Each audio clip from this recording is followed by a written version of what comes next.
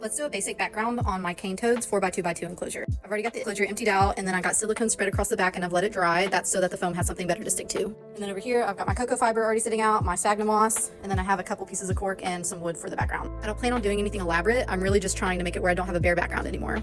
This isn't the first time I've done a DIY background, but it's the first time I'm doing it this way. I've seen Ever Evolving Exotics did this on their page, so I thought I'd give it a try. So the first step was obviously to get that silicone laid down and let it dry. And then after that, you lay your base of foam down, and then you start adding in any of your wood pieces or your cork. And then right after that, you start adding in your moss and your cocoa fiber. And then once that's all added, you want to pat it down to try to get it covered as much as possible.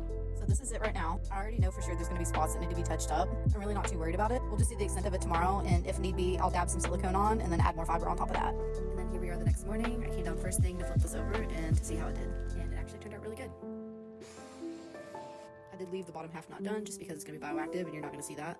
Yeah, hopefully this gave you some inspiration if you're thinking about doing a DIY background for your animal. And next time you see this enclosure, I'll be setting it up for my cane toads.